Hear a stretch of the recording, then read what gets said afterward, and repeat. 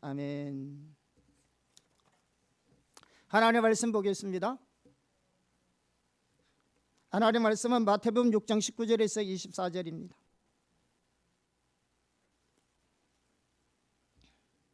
같이 합독합니다. 너희를 위하여 보물을 땅에 쌓아두지 말라. 거기는 좀과 동록이 해하며 도둑이 구멍을 뚫고 도둑질하느니라. 오직 너희를 위하여 보물을 하늘에 쌓아두라. 거기는 좀이나 동록이 해하지 못하며 도둑이 구멍을 뚫지도 못하고 도둑질도 못하느니라. 내 보물이 있는 그곳에 내 마음도 있느니라. 눈은 몸의 등불이니 그러므로 내 눈이 성하면 온몸이 밝을 것이요 눈이 나쁘면 온몸이 어두울 것이니 그러므로 내게 있는 빛이 어두우면 그 어두움이 얼마나 더하겠느냐. 한 사람이 두 주인을 섬기지 못할 것이니 혹 이를 미워하고 저를 사랑하거니와 혹 이를 중히 여기고 저를 경히 여김이라. 너희가 하나님과 진물을 겸하여 섬기지 못하느니라. 아멘. 우리가 작년부터 시작해서 우리가 마태복음 5장에서 7장까지에 있는 하나님의 말씀에 대해서 우리가 살펴보고 있습니다. 그래서 마태복음 5장에서 7장은 하나님 나라 백성의 삶에 대해서 말씀하고 있습니다. 그래서 그동안 우리가 5장에 대해서 살펴봤고요. 또 6장을 마지막으로 살펴보고 있습니다. 6장은 특별히 하나님의 나라 의의 행실에 대해서 말하고 있습니다. 의의 행실은 우리가 하나님 행하신 일을 보고 그 일에 동참하는 우리들의 헌신을 말합니다. 그래서 의의 행실은 굉장히 많이 있는데 특별히 예수님께서 마태복음 6장에서는 4가지를 콕 집어서 말씀하고 있습니다. 왜냐하면 금식, 또 구제, 또 기도, 헌금에 대해서 말씀하고 있습니다. 그래서 그동안 우리가 이 부분들도 쭉 살펴보았습니다. 그래서 지금은 헌금에 대해서 살펴보고 있습니다. 그래서 지난번부터 우리가 지체들이 계약하고 와서 처음 우리 교회 와서 헌금 설교부터 먼저 들었습니다. 축복합니다. 그래서 헌금에 대해서 지금 3번째 살펴보고 있는데요. 오늘은 마지막입니다. 처음에는 우리가 탐심에 대해서 살펴봤고요. 지난 시간에는 헌금에 대해서 살펴봤습니다. 오늘은 헌금 설교 한 번 더 합니다. 우리는 11조에 대해서 살펴보도록 하겠습니다. 헌금 설교 마지막입니다. 오자마자 헌금 설교를 듣게 돼서 축복하고 우리 교회는 시리즈를 하기 때문에 바꿀 수가 없습니다. 그래서 오늘은 가장 기본적인 헌금인 11조에 대해서 살펴보고요. 헌금 드리는 자세에 대해서 살펴보도록 하겠습니다. 첫째, 11조는 우리를 향하신 하나님의 뜻입니다. 우선 11조는 율법이 아닙니다. 어떤 분들은 11조는 율법이고 예수님이 오셔서 율법을 완성하셨기 때문에 오늘날 우리가 또 번제와 어떤 그런 제사를 드리지 않는 것처럼 11조를 드릴 필요가 없다고 말하는 분들이 있습니다. 그런데 그것은 잘못된 것입니다. 또 어떤 분들은 유튜브에 들어보면 아주 영향 있는 목사님인데도 불구하고 구약의 11조를 국가 세금이라고 얘기하는 사람도 있습니다. 아닙니다. 하나님이 국가의 세금을 받는 사람입니다. 11조는 우선 율법이 아닙니다. 다시 말하면 11조는 율법 있기 전에 있었던 하나님의 뜻입니다. 그리고 그 11조가 율법에 반영되었을 뿐입니다. 우리가 아브라함은 뭐냐? 율법이 있기 400년 전의 사람입니다. 그래서 아브라함도 11조를 드렸습니다. 성경 볼까요? 창세기 14장 20절입니다. 시작. 너희 대적을 내 손에 붙이신 지극히 높으신 하나님을 찬송할지로다 하매 아브라함이 그 얻은 것에서 10분의 1을 멜기세덱에게 주었더라. 또 야곱을 보세요. 창세기 28장 20절에서 22절입니다. 시작. 야곱이 서운하여 이르되 하나님이 나와 함께 계셔서 내가 가는 이 길에서 나를 지키시고 먹을 떡과 입을 옷을 주시오 내가 평안히 아버지 집으로 돌아가게 하시오면 여호와께서 나의 하나님이 되실 것이요 내가 기둥으로 세운 이 돌이 하나님의 집이 될 것이요 하나님께서 내게 주신 모든 것에서 10분의 1을 내가 반드시 하나님께 드리겠나이다. 자, 아브라함의 아들이 누구예요?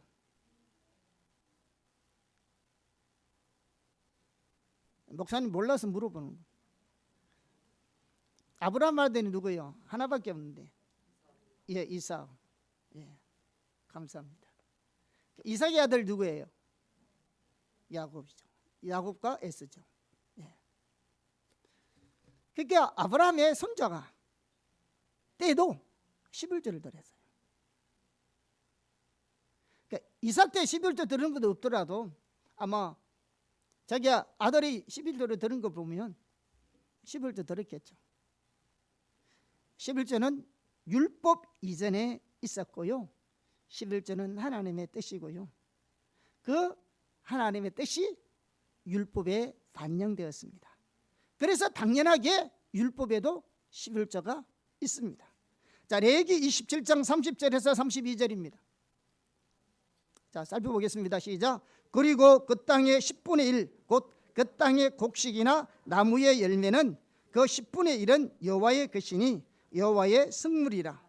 또 만일 어떤 사람이 그의 11조를 물으려면 그것의 5분의 1을 더할 것이요 모든 소나 양의 11조는 목자의 지팡이 아래로 통과하는 것의 10번째 급마다 여호와의 성물이 되리라. 여기 보시면 농산물이든 또 가축이든 모든 소득의 11조는 여호와께 속한 성물로서 거룩한 것이었습니다. 자, 그러면 구약의 11조는 어디에 썼었나? 그것은 제사장들의 생애와 예배 지원을 위해서 쓰여졌습니다. 자, 민수기 18장 24절, 26절, 28절입니다. 같이 보겠습니다. 이스라엘 자손이 여호와께 거제로 드리는 11조를 레위인에게 기업으로 주었으므로 내가 그들에 대하여 말하기를 이스라엘 자손 중에 기업이 없을 것이라 하였노라. 26절 너는 레위인에게 말하여 그에게 이르라 내가 이스라엘 자손에게 받아 너희에게 기업으로 준 11조를 너희가 그들에게서 받을 때에 그 11조의 11조를 거제로 여호와께 드릴 것이라. 28절 너희는 이스라엘 자손에게서 받은 모든 것의 11조 중에서 여호와께 거제로 드리고 여호와께 드린 그 거제물은 제사장 아론에게로 돌리되. 이처럼 11조는 율법 이전에 있었던 것이었고 그 11조가 율법에 반영되었던 것을 볼 수가 있습니다. 그리고 구약 시대의 11조는 제사장들의 생애나 예배를 위해서 사용되었습니다. 예수님도 11조를 드리라고 말씀하고 있습니다. 예수님이 11조를 언급한 것이 마태복음 23장 23절이고 또 누가복음 11장 42절에 나옵니다. 같이 한번 살펴보겠습니다. 마태복음 23장 23절 시작. 화하실진즉 외식하는 서기관들과 바리새인들이여 너희가 박하와 회향과 근처의 11조는 드리되 율법에 더 중요한 바 정의와 긍휼과 믿음은 버렸도다. 그러나 이것도 행하고 저것도 버리지 말아야 할지니라. 자, 누가복음 11장 42절 화하실진즉 너희 바리새인이여 너희가 박하와 운향과 모든 채소의 11조는 드리되 공의와 하나님께 대한 사랑은 버리는도다. 그러나 이것도 행하고 저것도 버리지 말아야 할지니라. 자, 어떤 사람들은 이 구절을 대해서 말하면서 이 구절은 예수님이 11조에 대해서 말씀하는 것이 아니라고 말합니다. 예, 당연합니다. 이 구절은 예수님께서 11조를 말하는 구절은 아닙니다. 이 구절을 보면 바리새인들을 책망하는 말씀입니다.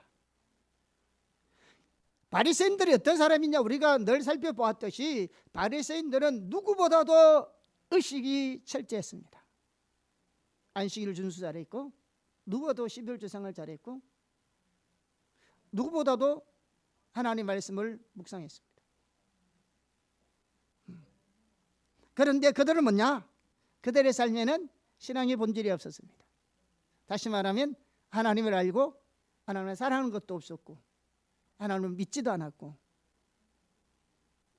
하나님의 말씀이 그 속에 거하지 않았다고 예수님이 반복적으로 말씀하셨습니다. 그래서 지금 예수님께서 이 구절을 말씀하실 때는 바리새인들이 철저하게 신앙의 본질 가운데 떠나 있었습니다. 다시 말하면 율법에서 말하는 정의와 긍휼과 믿음은 저버리고 하나님에 대한 사랑도 없었다는 겁니다. 뭐만 있었다고요? 안식일을 준수하고 11조만 드리고 있었다고요. 그래서 이 부분을 책망하고 계시는 거예요. 그러면서 예수님이 하시는 말씀이, 야, 어느 것이 더 중요하냐? 여러분, 본질과 의식 중에서 뭐가 중요해요? 본질이 중요합니다. 근데 의식도 중요한 거잖아요. 왜 의식이 중요합니까? 본질을 담는 그릇이잖아요. 11조를 드리고 예배를 드리더라도 본질적으로 하나님을 알기를 구하고 하나님을 사랑하는 마음으로, 주님도 알기를 원하는 마음으로, 그분을 찾고 구하는 자세로 주님 앞에 예배하고 물질을 드려야 되잖아요. 근데 그게 없어.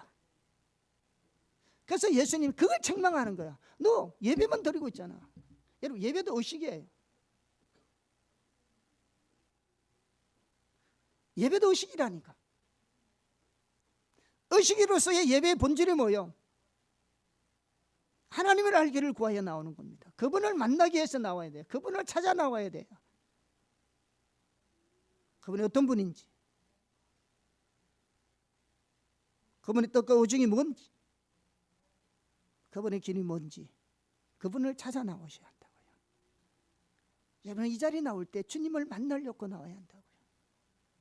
오늘 그냥 주일이니까 1시간 예배 드리고 빨리 가서 공부해야 되겠지가 아니고, 정말로 여러분이 예배 나올 때 갈박한 마음으로 주님을 찾아서 나오셔야 한다고요. 그게 없으면요, 우리의 신앙은 종교고 껍데기밖에 없습니다. 아무리 헌금을 많이 한다 할지라도 아무런 의미 없습니다. 그래서 예수님이, 야, 본질을 행하되 하나님을 알고 하나님을 사랑하고 공의와 정의를 행하는 삶이 있대. 모두 하지 말아, 버리지 말아라. 11조 하는 것도 계속 해라는 거예요. 그러니까 11조 하지 말라는 말이 아니고 신앙의 본질을 추구하면서 11조도 하고 안식일도 준수하라는 말입니다. 아멘. 철저하게 본질과 의식의 조화를 말하고 있습니다. 항상 같이 가는 겁니다.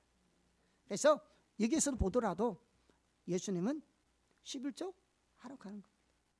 근데 본질 없이 하나님을 알고 사랑하고 공의와 정의가 없는 껍데기뿐인 헌금 생활 하지 말라는 거지 11조 하지 말라는 소리가 아니에요. 아멘. 그래서 예수님도 11조에서 말하고 있습니다. 이 부분을 우리가 서신서를 봐도 더 알 수 있습니다. 성경 전체에서 말하고 있습니다. 고린도서 9장에 보면 바울이 복음의 사역을 하면서 자기도 사도로서 교회의 사례비를 받아가면서 사역할 수 있다는 것을 말하고 있어요. 그런데 자기가 사례비 안 받고 하는 것은 뭐냐?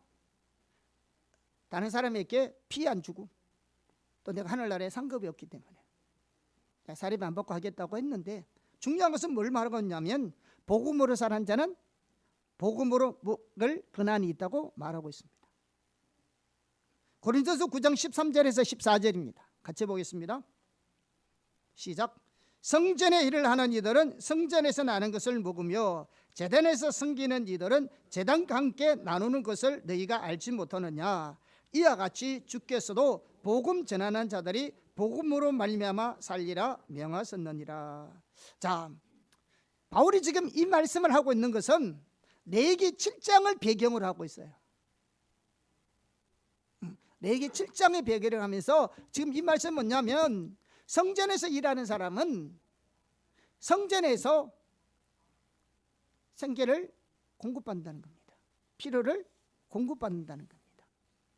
자, 그걸 얘기하면서 구약의 레위기 7장의 배경을 두고 이 말씀을 하고 있습니다. 자, 레위기 7장에 보면 하나님께서 드려진 제사 중에 일부는 하나님께 드려지고 나머지 일부는 어떻게 들어갑니까? 제사장 목적으로 할당되어서 그들의 생계를 유지하게 합니다. 그런데 그들의 생계는 뭐였어요? 아까 11조였습니다. 이와 같이 하나님께서 신약 시대에도 교회 사역자들이 그들의 필요와 생계를 위해서 필요를 공급받을 수가 있는데, 그러면 교회 헌금을 해야 되잖아요. 그런데 헌금 중에 중요한 요소가 하나 뭐라는 거예요? 11조라는 거예요. 여러분, 구약 성경을 읽어보면요, 같은 역사서라도 사무엘 상하와 역대기 상하는 시대 배경이 틀립니다.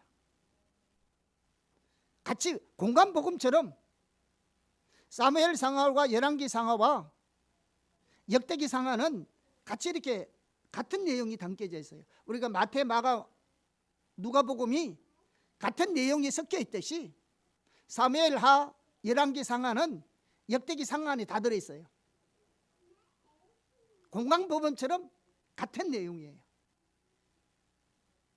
읽어보시면 중복되어 있어요. 그런데 관점이 다르고 써여진 시기가 달라요. 사무엘 상하와 열왕기 상하는 바벨론 포로 가기 전에 써여진 성경이고, 같은 내용이라도 열왕기 상하는 바벨론 포로 이후에 써여진 성경이에요. 그래서 같은 내용이라도 관점이 다르게 내용이 써여져 있어요. 그러고 난 뒤에 같은 역사서라도 느헤미야, 에스라, 에스더는 포로 이후에 써여진 성경이에요. 그러니까 바벨론 포로로 돌아와서 써여진 역사적인 책이 요 책인데, 여기에서 이스라엘 백성들이 하나님 앞에서 다시 언약을 갱신해요. 우리가 다시 하나님을 찾고 하나님 앞에 우리가 올바르게 신앙생활을 하겠습니다, 이런 언약 갱신이 일어나요. 특히 느헤미야서에 보면 그들이 다시 새롭게 하나님 앞에 하나님 백성으로서 살겠습니다 하고 언약을 갱신할 때마다 언급되는 것이 두 가지가 있습니다. 그것이 뭐냐면 하나는 안식일 준수고 하나는 11조 생활입니다. 구약이든 신약이든 우리 신앙생활에 있어서 주일 성수와 11조 생활은 중요합니다. 그런데 이 생활이 제대로 되려면 본질이 담겨 있어야 돼요. 이것만 하고 있으면 안 되는데, 어쨌든 11조는 중요합니다.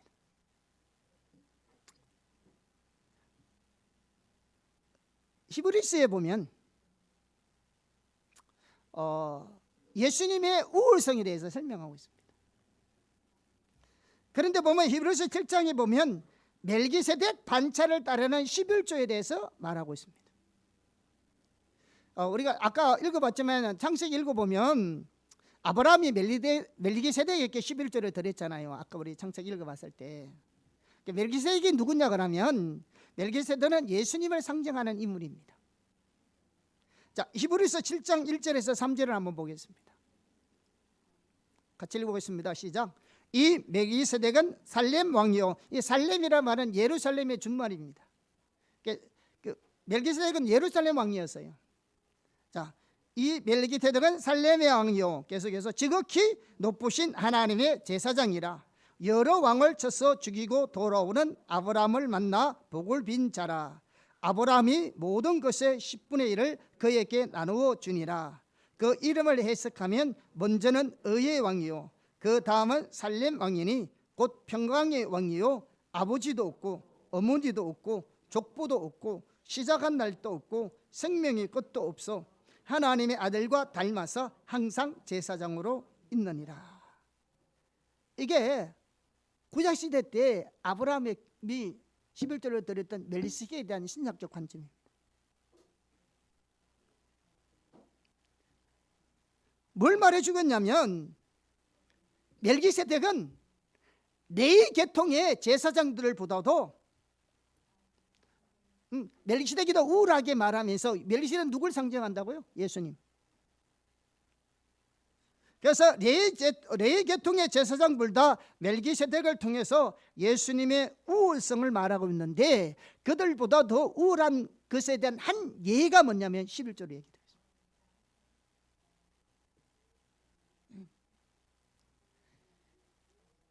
자, 히브리서 7장 4절에서 10절입니다. 같이 한번 보겠습니다. 시작.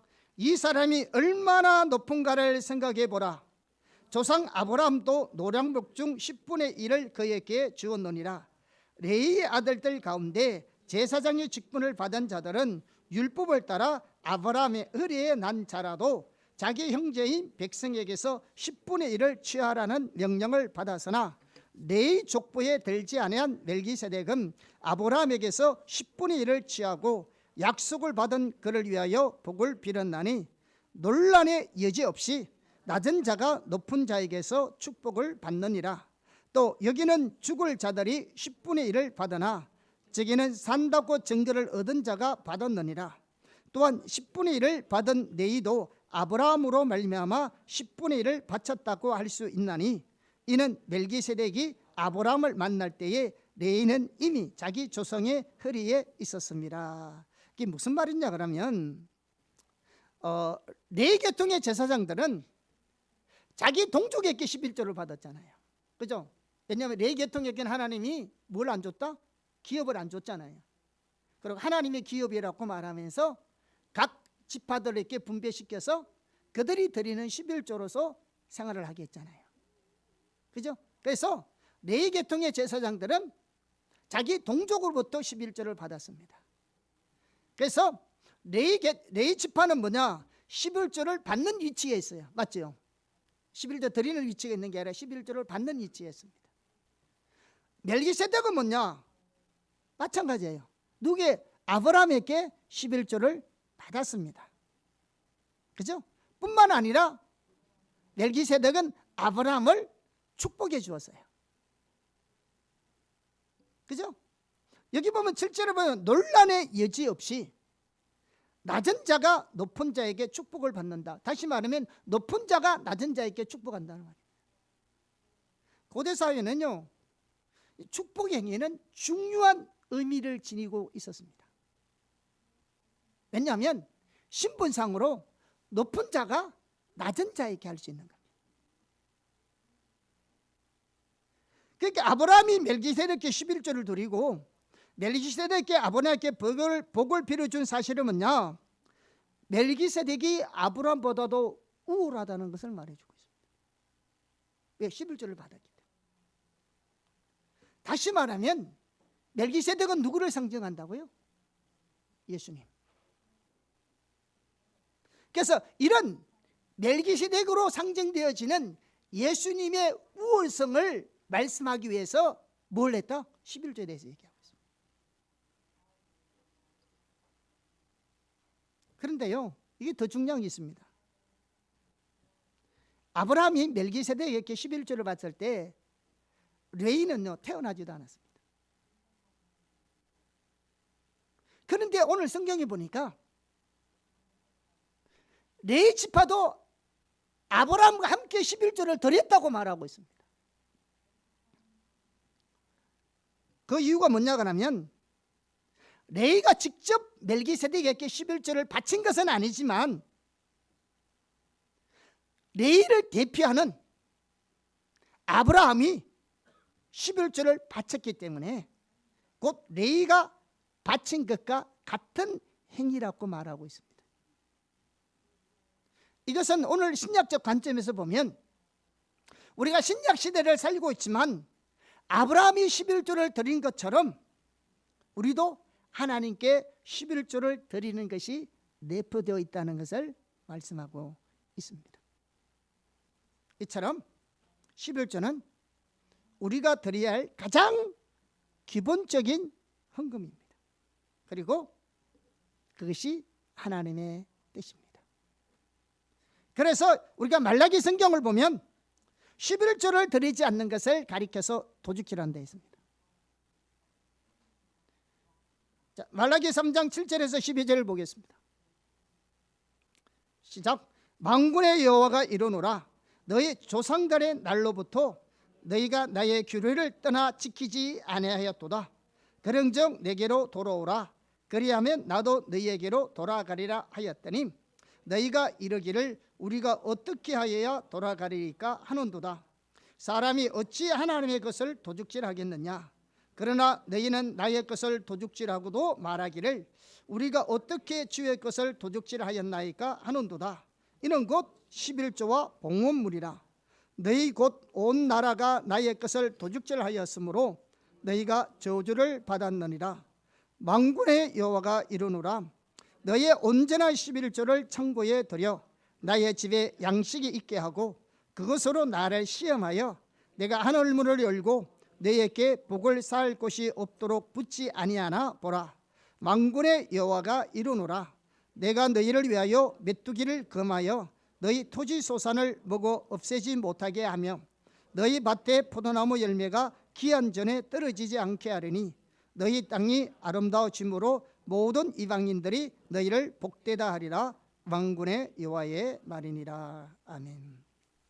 지금 말라기 시대 이스라엘 백성들은 하나님을 떠나 있는 상태입니다. 그래서 예수님 하나님이 돌아오라잖아요. 그러니까 하나님을 떠났다는 말은 신앙이 본질에서 떠났다는 말입니다. 오세아 6장 6절에 있는 말씀처럼 하나님을 알고 하나님을 사랑하는 신앙의 본질이 없었다는 말입니다. 그런데 우리가 늘 살펴봤지만 이사야 시대 이스라엘 백성이나 예레미야 시대 이스라엘 백성들은 본질은 없었지만 의식은 누구보다도 뛰어났잖아요. 오늘날 우리가 따라갈 수 없을 정도로. 이사야 1장을 보더라도 예레미야 성경 전체를 보더라도 이사야 성경은 지난번도 말씀드렸지만 성경 몇 장 안 읽다 보면 북쪽 이스라엘이 망합니다. 이사야 66장까지 있는데요, 절반도 읽기 전에 북쪽 이스라엘이 망합니다. 실제로 망합니다. 왜 망했느냐? 의식은 성경의 규정대로 하고 있었는데 신앙의 본질에서 떠나니까 하나님이 심판하셨습니다. 130년 후에 남쪽 유다가 망하는데 남쪽 유다가 망할 때도 누구보다도 의식은 뛰어났는데 신앙의 본질이 없으니까 망해버렸습니다. 그런데 말라기 시대는 어떤 시대냐?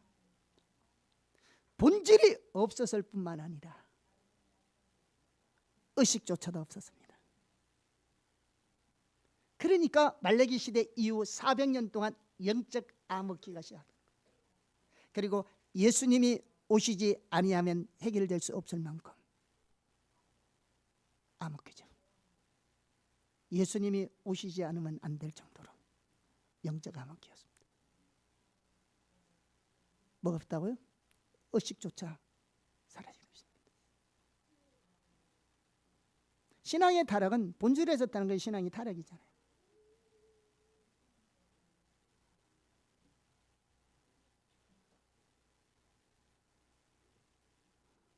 오늘날 우리는 어떤 것 같아요? 오늘 우리 한국교회는 어떤 것 같아요?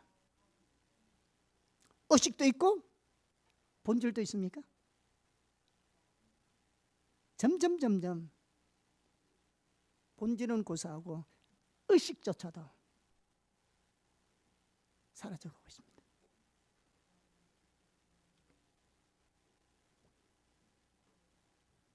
의식조차 사라진다니까. 여러분 교회에서 헌금 설교 몇 분 들었습니까? 지금까지 신앙생활 하면서 여러분 주일날 설교에서 헌금 설교 여러분 들어본 적 있습니까? 여러분 성경 공부 시간 말고 예배 때 무슨 작정헌금 하라는 거 말고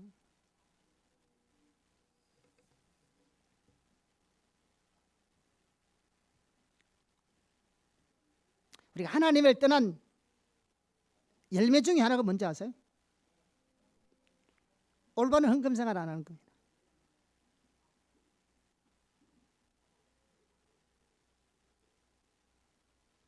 물론 헌금 잘 드린다고요 신앙생활 잘하는 거 아니에요.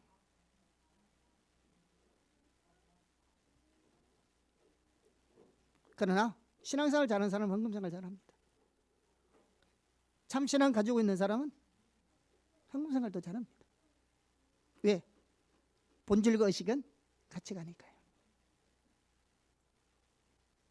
그런데 본질에서 떠나면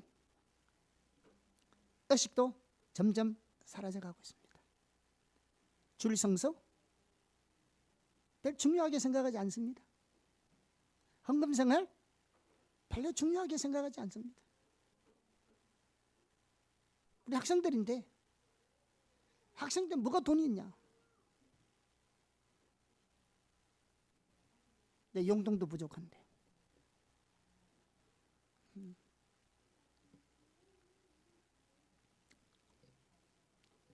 성경 보세요. 예수님이 하나님이 야, 너 11조 해라. 그럼 뭐 한다고요? 복 준다 했잖아요. 11조를 시험해봐라. 원어상으로 보면요, 하나님이 얼마나 그들에게 이 의식에 대해서 또 본질을 회복하기 위해서 의식을 회복시키기 위해서요 시험해봐라. 내가 복 주나 안 주나. 이게요 원어적인 의미 보면요 그렇게 11조를 드리면 즉각적으로 하나님이 복게 주세요. 이게 즉각성이 있어요. 이게 금방 표시난다는 겁니다. 해봐.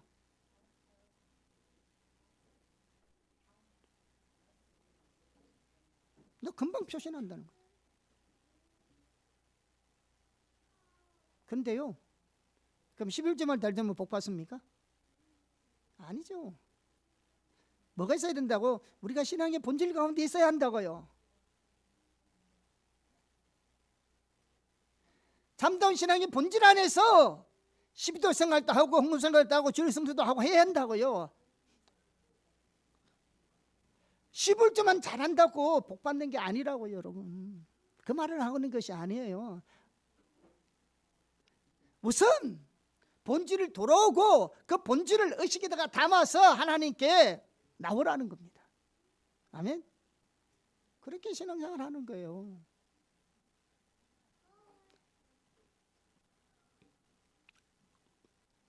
그래서 11조는 우리 신앙의 헌금 생활의 가장 기본적인 헌금입니다. 그리고 11조는 하나님의 뜻입니다. 11조를 하기를 축복합니다. 아멘. 둘째, 헌금 드리는 자세. 첫째, 두 번째의 첫 번째, 헌금은 소득에 따라 드리는 것입니다. 성경은 하나님께 헌금을 드릴 때 소득에 따라 드리라 했습니다. 그러니까 걱정할 거 없어요. 내 수입 따라 드리면 되잖아요. 자, 고린도전서 16장 2절입니다. 시작. 매주 첫날에 너희 각 사람이 수입에 따라 모아두어서 내가 갈 때에 연보를 하지 않게 하라. 여기 보면 매주 첫날에 했는데요, 매주 첫날이 주일날입니다. 예수님의 부활한 날에 예배했는데요, 그날이 주일입니다. 우리가 말하는 주일.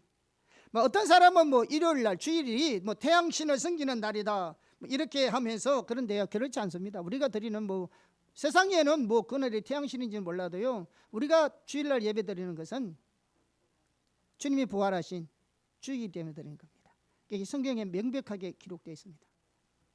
특히 요한계시록을 보면요, 그날을 주의 날이라고, 계시록 1장 10절, 마가복음 16장 2절, 누가복음 24장 1절, 요한복음 20장 19절, 사도행전 20장 7절, 고린도전서 16장 2절 등등, 그날이 주의 날이라고 말하고 있습니다.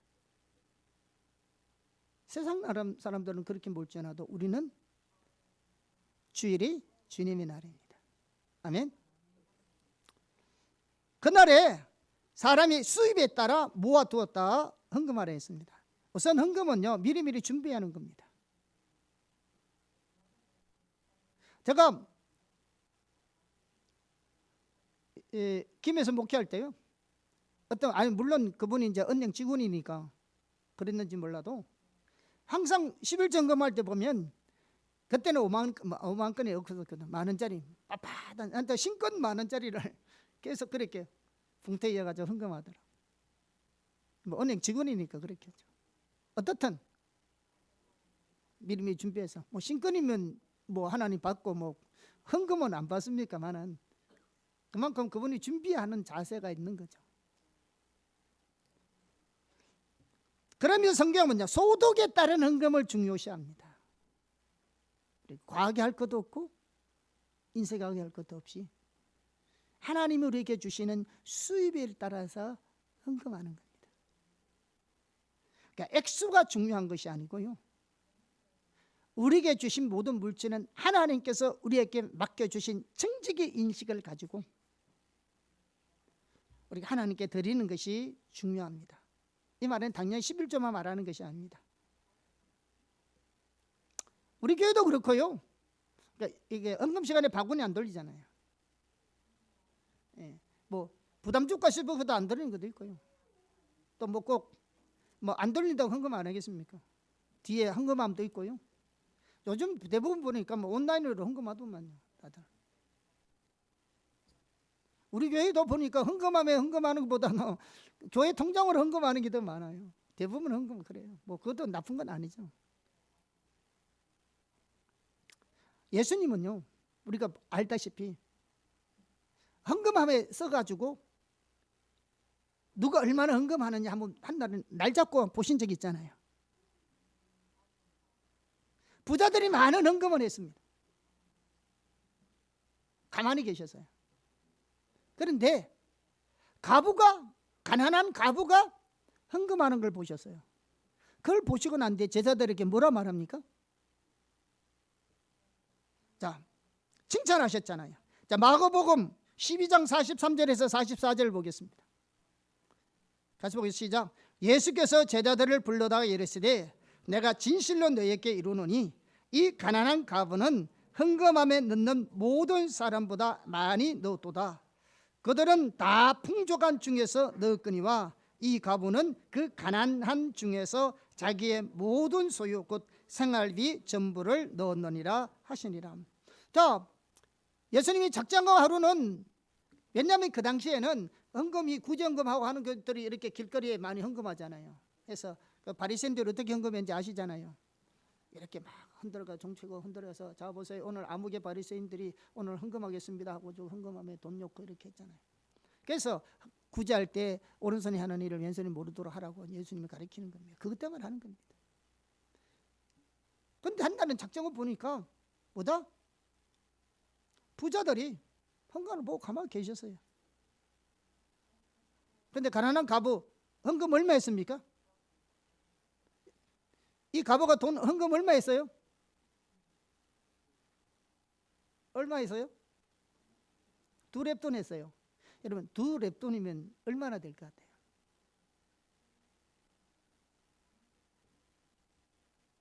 여러분 일단 한 데나돈이 얼마예요? 한 데나돈이 하루 품삯이잖아요. 일꾼 하루 품삯이 1데나리온이잖아요. 그러면 한 렙돈, 2렙돈은 얼마 정도 되느냐면요, 2렙돈은 하루 품삯의 64분의 1입니다.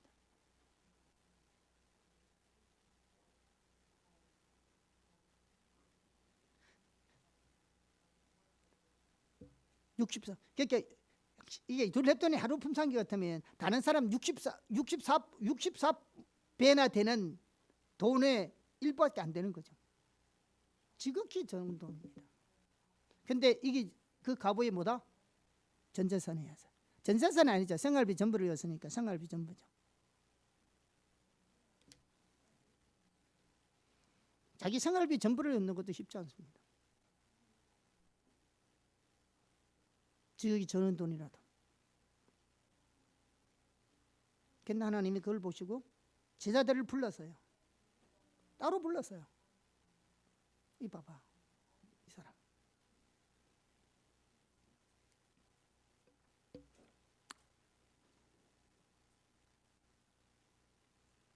이걸 보면요, 우리가 뭘 알 수 있냐면 하나님은 얼마나 많은 돈을 드리고 있느냐를 보는 것이 아니고 남겨놓은 금액을 보는 거죠. 많은 사람들은 풍족한 중에서 헌금한 거죠. 그 액수가 뭔지는 몰라도. 쉽게 말하면 헌금한 액수보다도 남은 게 많다는 거죠. 많은 것 중에서 그냥 일부 드린 거죠. 또 귀한 거죠. 그런데 이 사람은요, 드리고 나면 남는 게 없어요. 전부 다 드려버리는 거죠.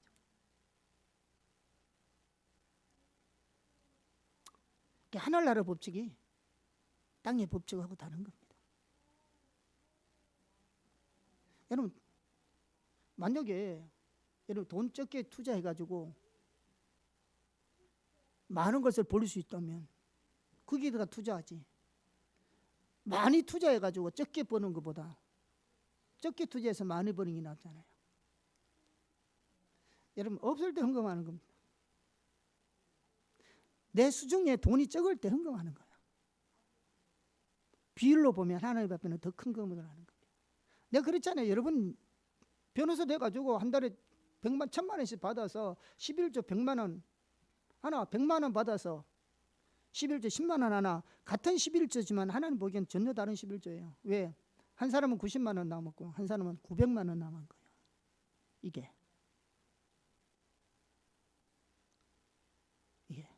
한 사람은 90만 원 남았고 한 사람은 900만 원 남았고.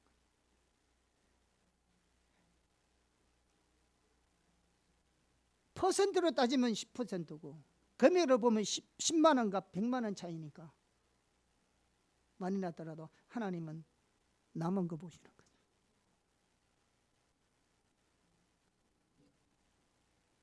하나님은 남은 거.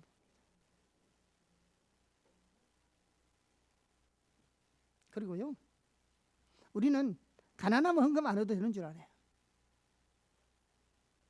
내 수중에 돈 얼마 없으면 헌금 안 해도 되는 줄 알아요.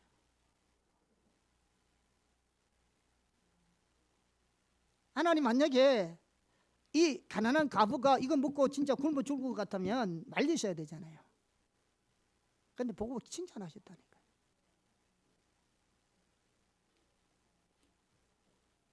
안 해요.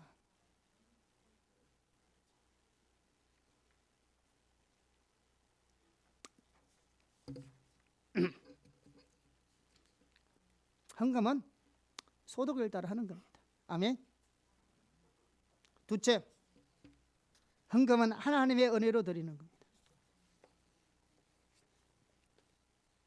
고린도후서 8장 9장은 헌금에 관한 장입니다. 그러니까 고린도 8장, 저희 교회가 지난번에 우리가 1월 달에 갑자기 우리가 교회 기금 상환 문제가 있어가지고 한 1,300만 원 돈이 필요한 적이 있었거든요. 그것도 일주일 만에 1,300만 원이 필요했어요. 정말로 우리가 그때 우리 재정결산보고하고 같이 모여서 우리가 글로벌 공동체들 있잖아요. 여러분, 우리 교회 오시면 졸업하더라도 빠져나갈 길이 없습니다. 같이 공동체 묶여 있어서 같이 기도하고 또 교제하고 또 하나님 나라에 같이 동참하고, 지금 다 졸업생들이요, 다 우리 글로벌 공동체 안에 있어요. 그래서 우리가 같이 기도하기로 했어요. 그래서 모든 분들이 같이 한 3일, 4일 기도 작정하고 월, 화, 수, 목. 왜냐, 금요일 날 1,300만 원을 상환해야 될 일이 있어가지고. 그때 하나님께서 주일날 그렇게 결정하고 이렇게 광고하고 월요일 날부터 저녁에, 우리 저녁에 8시부터 10시까지 기도하고 있거든요. 그 시간에 우리가 기도하고 화요일 아침이 되었어요. 그래서 이게 광고 나가니까요, 바로 이렇게 몇몇 지체들이 헌금하기 시작했어요. 그러니까 화요일 아침이 되었을 때요, 또 하나님께서 제가 성경을 읽고 있는데, 성경 읽고 있는 게 아니죠. 성경 이렇게 어디 갔나? 휴대폰 가지고 성경을 듣고 있었는데, 뭘 듣고 있었나 그러면 제가 그 베트남 신학교에 가서 강의를 부분이 이게 시가 쓰니까 욥기, 시편 이제 이렇게 성경을 이렇게 듣고 있었는데, 그때 제가 시편을 50편부터 한 80몇 편까지 듣고 있었어요. 이게 듣고 있는데, 여러분 휴대폰에서 성경 읽으려면 어떻게 돼야 돼요? 어플로 들어가 가지고 구약 신약 선택하고, 그죠? 구약성 읽으려면 또 책 제목 선택하고, 또 책 제목 선택해서 몇 장 읽어야 되고, 또 몇 절부터 읽어야 되고 선택해야 되잖아요. 여러분 읽어보신 분들은 선택이 복잡해요, 이게. 그런데 시편을 읽고 있었으니까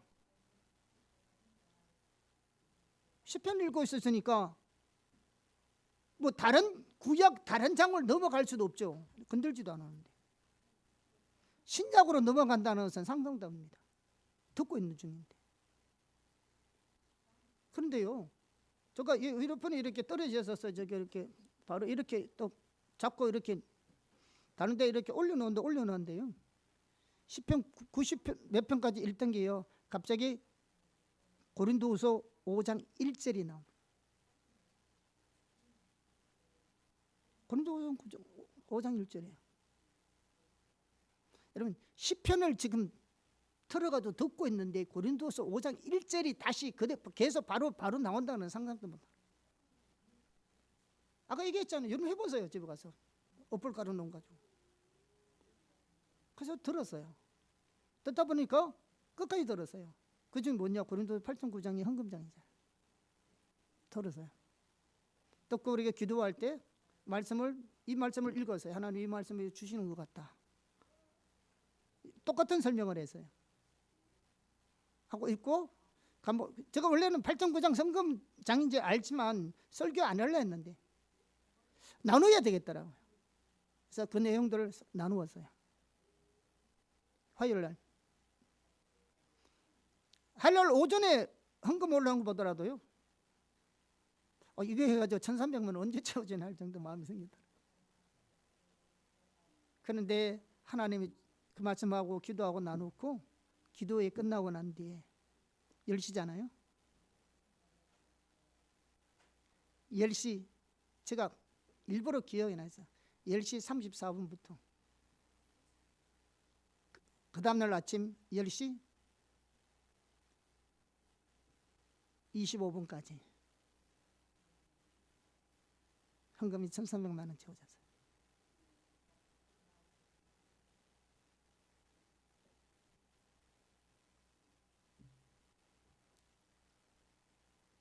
캐나다에서, 홍콩에서 여러 지체들이 하는 헌금에서 알다시피 1,400만 원 한 게 아니에요. 목요일 금요일까지 1,600만 원까지 헌금됐어요.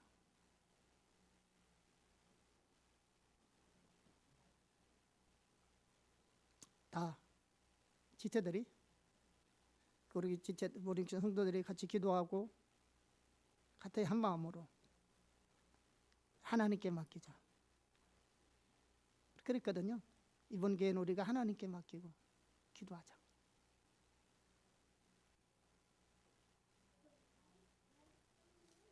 하나님이, 다들 뭐 살기 힘들겠죠. 그런데 우리가 그 일을 하면서 진짜 하나님께 감사하고요, 하나님 행하신 일을 보고 놀랐습니다. 만 하루가 지나기 전에 그 밤에 하나님 일하시는. 왜냐하면 저 휴대폰에 헌금 들어온 거 다 나오잖아요. 금방 뭐 실시간으로 볼 수 있잖아요. 그럼 헌금하면 찍힌 시간대를 보니까 10시 34분부터 만 하루가 12시간이 지나기 전에 하나님이 다 일하셨다.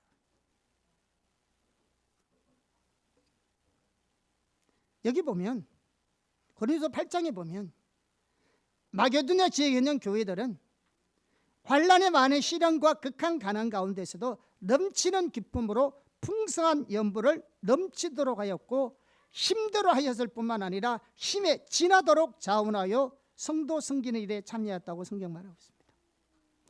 한번 볼까요? 고린도후서 8장 1절에서 2절입니다. 고린도후서 8장 1절에서 2절 시작. 형제들아, 하나님께서 마게도냐 교회들에게 주신 은혜를 우리가 너희에게 알게 하노니 환난의 많은 시련 가운데서 그들의 넘치는 기쁨과 극심한 가난이 그들의 풍성한 열매를 넘치도록 하게 하였느니라. 자, 여기 마게도냐 교회는요, 빌보 교회, 데살로니가 교회, 베레 교회 이런 교회를 말합니다. 이는 한 교회를 말하는 것이 아니고. 자, 그런데 여기 보면 바울이 마게도냐 교회에 나타난 하나님의 은혜를 고린도 교회에 말하고 있는 겁니다. 마게도냐 교회에 하나님의 은혜가 임했다. 여러분 우리가 안디옥 교회가 세워졌을 때에 바나바가 예루살렘 교회에서 바나바를 파송하잖아요. 파송했을 때 바나바가 그 교회를 보니까 뭐라 말하냐? 하나님의 은혜가 함께하였더라, 그렇게 말했습니다. 그래, 안디옥 교회 부흥은, 안디옥 교회 놀라운 부흥은 하나님의 은혜로 간 겁니다. 지금 바울이 고린도 교회에서 마게도냐 교회에 주신 하나님의 은혜를 말하고 있어요. 그런데 이 은혜는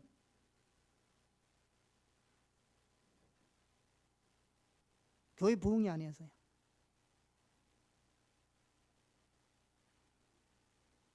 교회 성장이 아니었고요, 하나님의 놀라운 능력의 역사가 아니었습니다.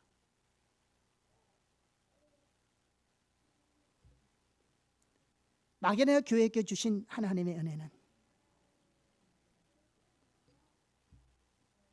극심한 가난 속에서 풍성하게 흥금하는 것이었습니다.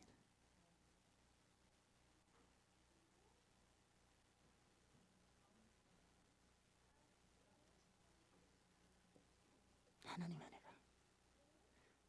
여기에 가난은요, 문어적으로 보면요, 극심한 가난이에요. 그렇게 오늘날 우리 표현하면요, 생활보호 대상자입니다. 문어적으로 보면 그래요.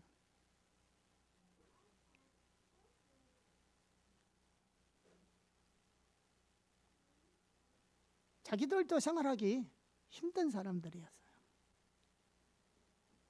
그런데도 힘에 지나도록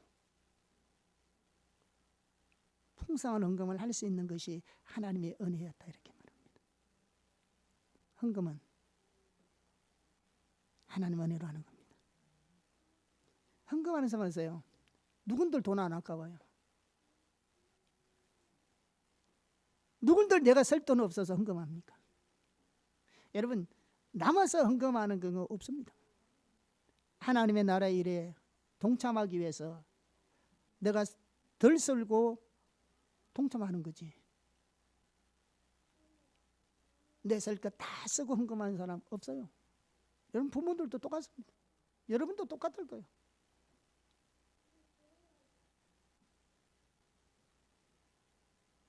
우리가 하나님으로부터 받은 모든 것이 하나님의 은혜입니다. 우리의 구원도,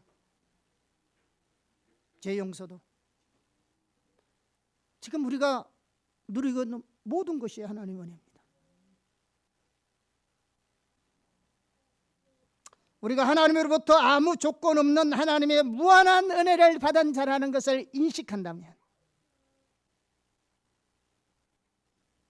하나님 나라에서 헌금하고 다른 사람을 섬기는 것은 우리의 공로가 아니라 마땅히 해야 할 일입니다.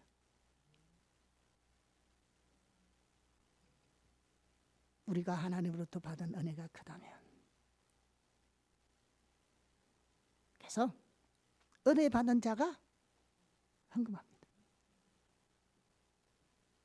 은혜 받은 자가 하는 겁니다. 헌신, 은혜 받는 자가 하는 것이고, 섬기는 자도 은혜 받는 자가 하는 겁니다. 하나님의 은혜는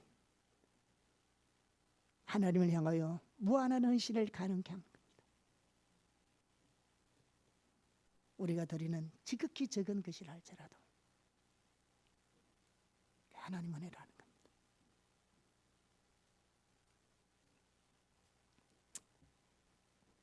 우리가 어떤 형편에 있든지 우리가 하나님의 나라를 위해서 이웃을 위해서 섬기는 것이 하나님의 은혜입니다. 아멘. 섬길 수 있는 것이 하나님의 은혜입니다. 셋째, 마지막으로 헌금은 씨앗을 심는 것입니다.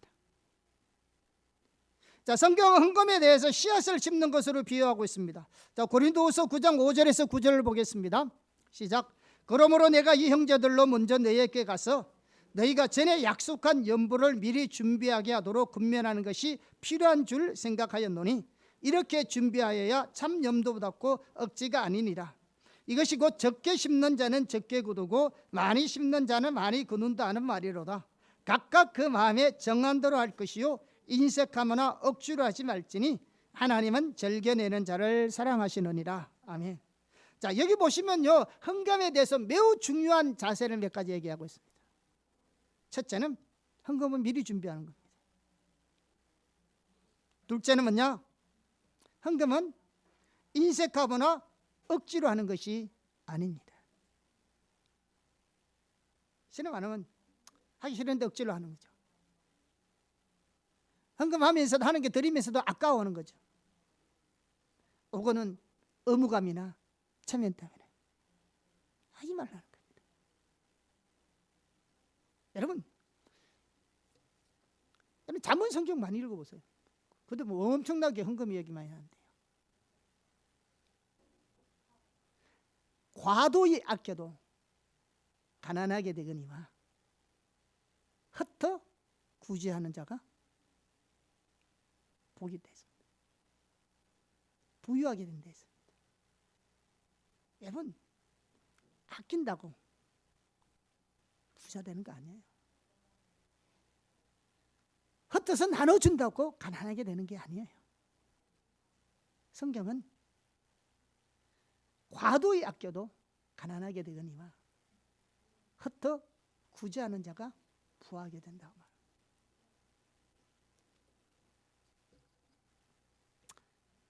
하나님께 헌금하실 때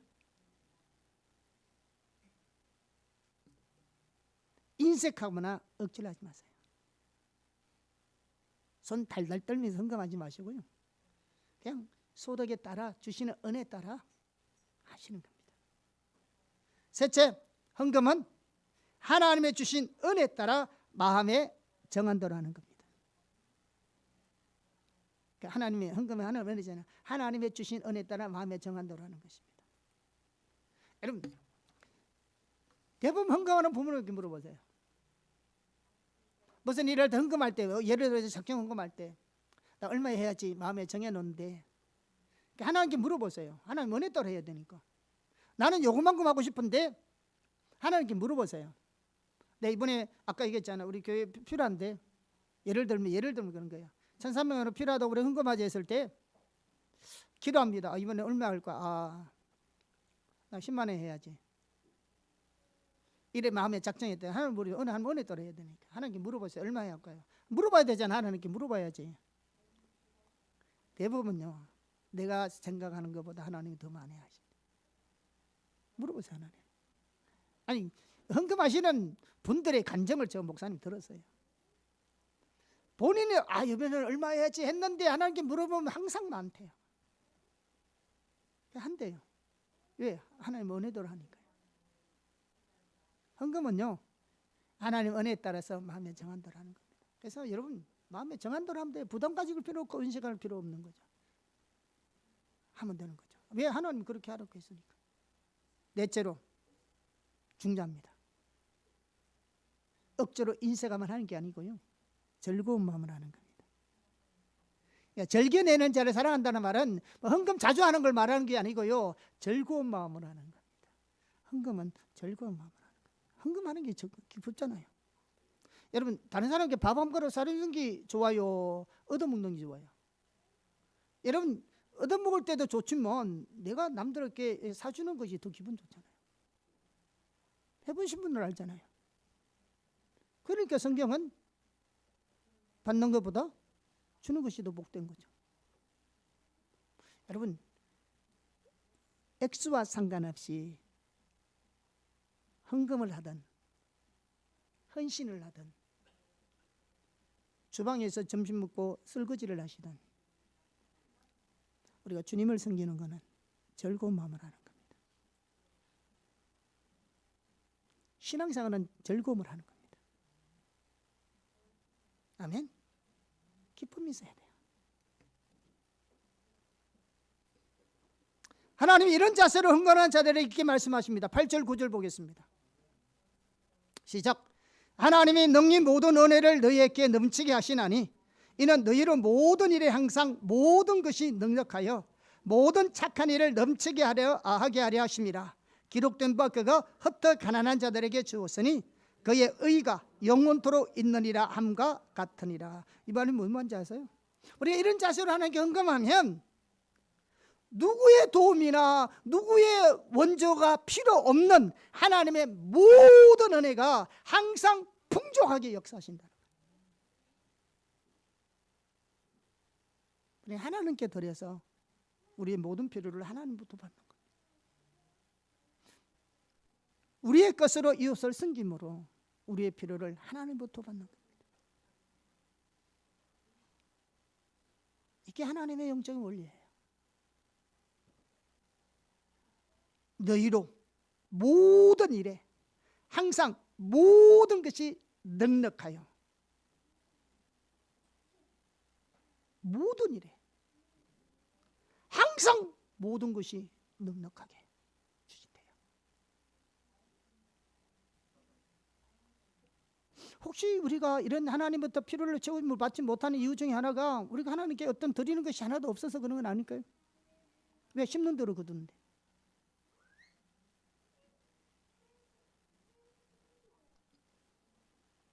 그리고 이것이 의의 행실인 것을 말하고 있습니다.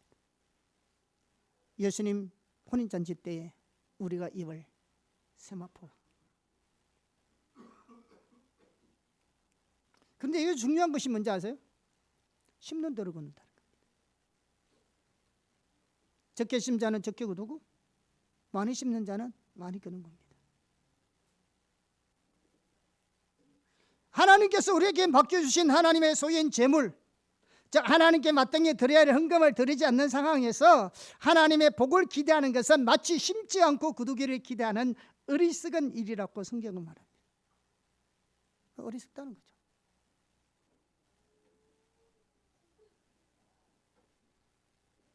우리는 이렇게 말할 수 있어요. 나 돈 없는데. 여러분, 하나님께서 우리에게 주실 때는 항상 내 필요와 하나님께 헌금할 것을 같이 주십니다. 우리는 그것이 내 쓸 것도 부족한다고 말할지는 몰라도 내 통장에 들어있는 액수가 내 한 달 쓸 것도 부족하다고 생각할지는 몰라도 거기에는 무엇이 들어있느냐? 그게 내 부모로부터 받았던, 이웃으로 받았던, 친정으로 받았던, 장학금으로 받았던 그 통장에 있는 돈은 하나님이 우리에게 주신 거예요. 아멘? 하나님이 이렇게 주신 거예요. 누구를 통해서 주시든 간에. 혹시 내가 알바해서 버린 돈이든 하나님이 내게 주신 거예요. 그게 내 한 달 동안 쓸 돈이 많든 적든 관계없이 그 안에는 양식과 씨가 같이 들어있습니다.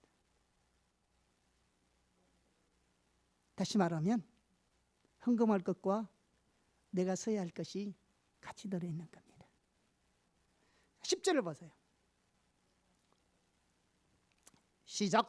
심는 자에게 씨와 먹을 양식을 주시는 이가 너의 심을 것을 주사 풍성하게 하시고 너의 의의 열매를 더하게 하시리니. 너무너무 중요한 말이에요.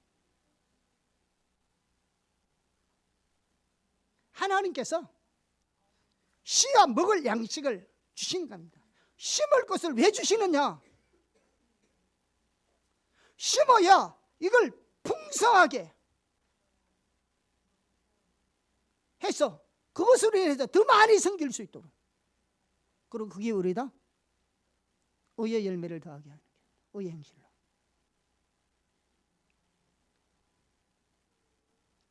그런데 심은 것도 없는데 어떻게 거둬들여요?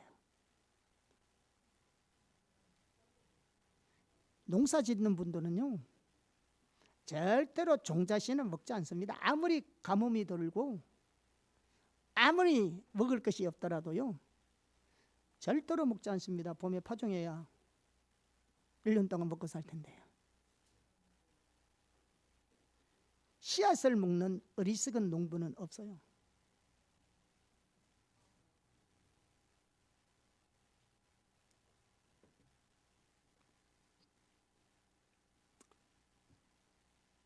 하나님께서 우리에게 주시는 모든 물질에는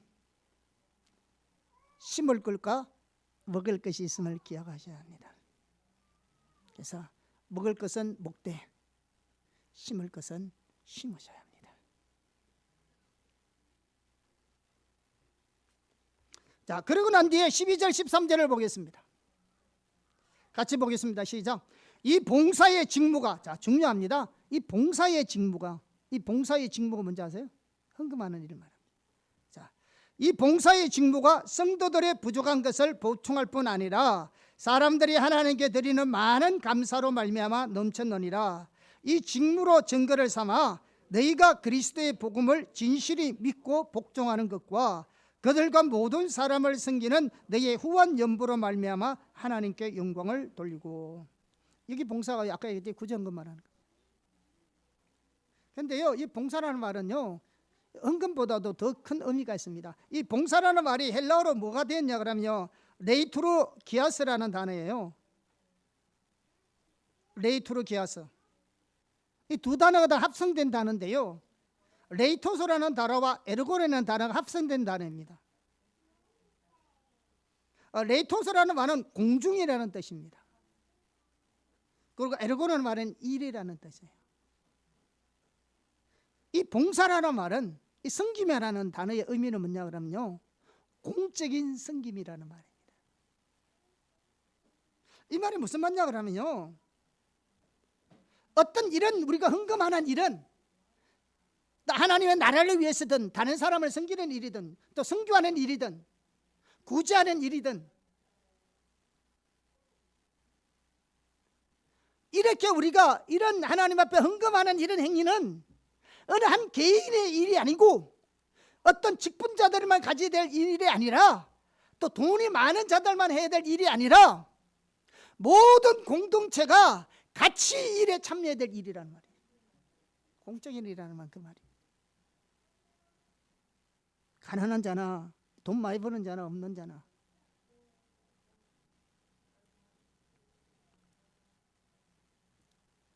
고대 고린도 교회는 고린도에 있잖아요. 고대요 도시 국가들은 모든 일이 집단적으로 이루어졌어요. 그래서 일과 종교 생활이 분리되지 않습니다. 여러분 학업이나 신앙이나 분리되지 않고요, 직장 생활이나 우리 신앙 생활이 분리되지 않습니다. 여러분 나중에 3년 동안 우리 교회 오시면 언젠가는 이 설교를 한번 들을 수 있을 겁니다. 우리가 작년 같은 경우에는, 작년에 아니군요, 저작년인가요? 그러니까 일터 사역에 대해서 한 6개월 동안 집중적으로 우리가 설교한 적이 있어요. 중요합니다. 절대로 분리되지 않습니다. 여러분 학업이 신앙입니다. 하나님 섬기는 일이에요.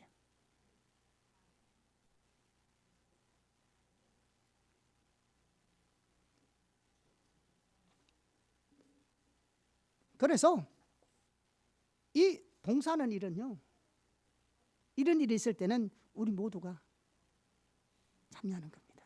그래서 공동체가 중요한 거예요. 특히 또 이 단어요, 레이투르기아스는요, 공적인 섬김뿐만 아니라요, 하나님께 드리는 예배를 뜻하기도 합니다. 그러니까 일반적으로 우리가 영어로 예배에 대해서 영어로 말할 때 뭐로 말하는 거, 워십 혹은 서비스. 그런데 또 하나 사용되는 단어가 있습니다. 그 단어가 뭐냐면 리터치라는 단어입니다. 영어는 여러분이 내보다 훨씬 잘하니까요.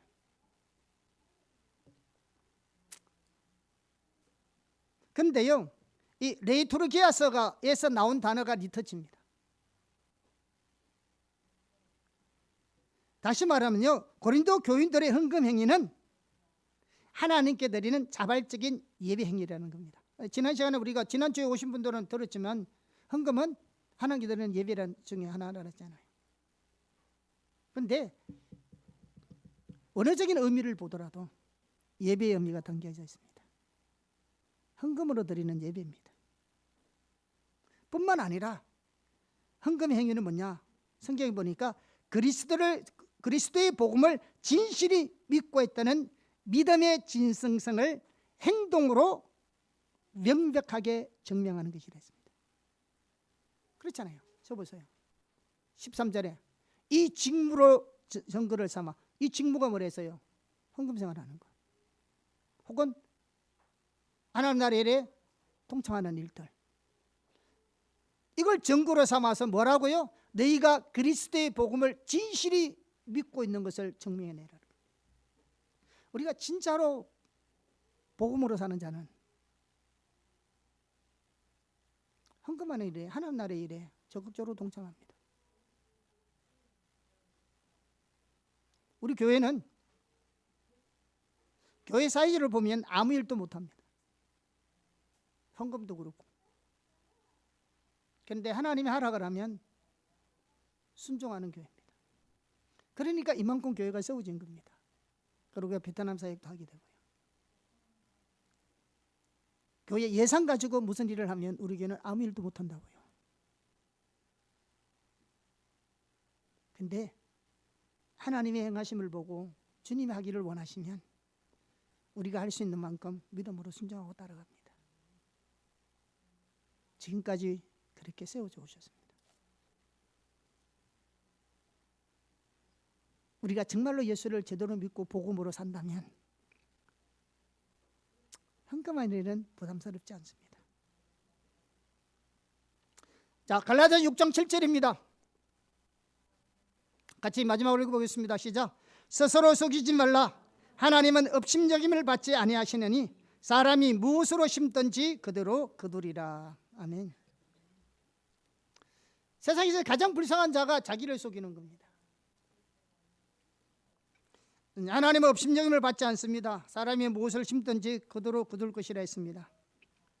물질적인 면에서 하나님의 주권적인 통찰이 있지 않으면 그 방면에 하나님의 도우심을 기대하는 것은 자기를 속이는 것입니다.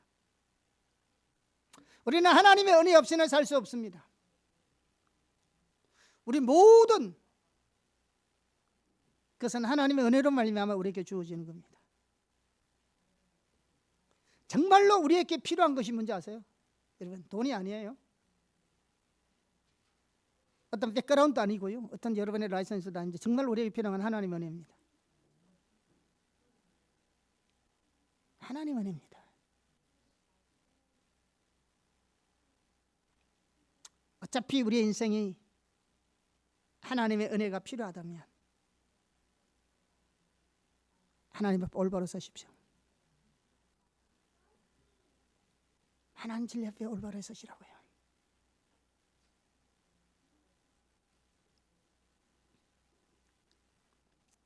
어떤 사람은 11조를 덜했으니까 나머지는 내 것이다. 그래서 나머지는 내 마음대로 사용한다는 데 잘못된 데를 가지고 있습니다. 아닙니다. 11조는 가장 기본적인 헌금입니다. 우리의 맡겨진 모든 건 하나님의 소유입니다. 헌금에 자유하시기를 예수님을 축복하고 헌금생활 잘하시기를 예수님을 축복합니다. 그래야 올바른 신앙생활을 할 수 있어요. 예수님께서 가장 많이 복음서에서 설교한 내용이 첫 번째는 하나님 나라요, 두 번째는 물질입니다. 여러분들이 청년의 때에 헌금에 대해서 잘 배우시고 학생이지만 헌금 생활하기를 잘 축복합니다. 그래야 여러분 하나님이 여러분 나가서 많은 것을 맡길 수 있죠. 아멘. 기도하겠습니다. 우리 교회 처음 오면 오자마자 헌금 설교를 3주 연속쯤 하고 있는데요. 축복하고 이제 헌금 설교 끝났습니다. 기도하겠습니다. 또 헌금 설교 시험 들고